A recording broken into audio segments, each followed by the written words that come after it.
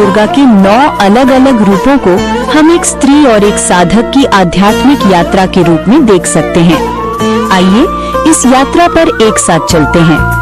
6. धर्म की स्थापना के लिए अवतार, माँ कात्यायनी। जब संसार में अधर्म और अत्याचार बढ़ता है तो उनका मातृ हृदय द्रवित हो उठता है। तब वो धर्म की स्थापना के लिए एक योद्धा का रूप लेती हैं। वो महर्षि कात्यायन की पुत्री के रूप में जन्म लेकर महिषासुर जैसे राक्षस का वध करती हैं। ये साधक का वो संकल्प है जब वो केवल अपनी मुक्ति के लिए नहीं बल्कि समाज के कल्याण के लिए भी काम करता है। 7. अंधकार का विध्वंस, माँ कालरात्रि। अधर्म की सबसे गहरी और घनी परतों को काटने के लिए उन्हें स्वयं अंधकार से भी अधिक भयंकर रूप लेना पड़ता है। वो कालरात्रि बनती हैं। उनका ये रूप बाहरी और भीतरी सभी प्रकार के अंधकार, अज्ञान और नकारात्मकता का पूरी तरह से नाश कर देता है। ये साधक की यात्रा का सबसे कठिन चरण है, जहां उसे अपने भीतर के सबसे गहरे डरों और बुराइयों का सामना कर उन्हें नष्ट करना होता है। 8. परम शांति और पवित्रता, माँ महागौरी।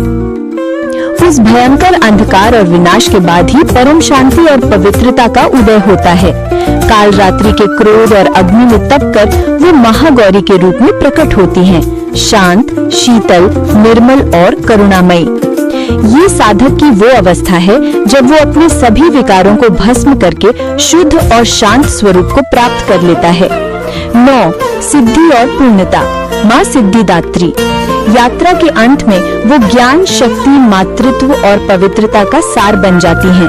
अब उनके पास समस्त सिद्धियां हैं और वो इन्हें अपने भक्तों को प्रदान करने में सक्षम हैं। वो पूर्णता को प्राप्त कर चुकी हैं। ये साधक की अंतिम अवस्था है, मोक्ष या आत्म साक्षात्कार, जहाँ वो स्वयं ब्रह्म स्वरूप हो जाता है और दूसरों को भी मार्ग दिखाने में सक्षम होता है। संक्षेप में नवदुर्गा की यह यात्रा एक बेटी के जन्म से शुरू होकर ज्ञान, तप, मातृत्व, युद्ध और आत्मशुद्धि से गुजरते हुए पूर्णता और मोक्ष तक पहुंचती है। ये हर मनुष्य की आध्यात्मिक क्षमता की कहानी है। ये यात्रा एक पुत्री के रूप में जन्म लेकर तपस्वी, योद्धा और माँ बनने से होते हुए अंत में परम ज्ञान की सिद्धि तक पहुंचती है।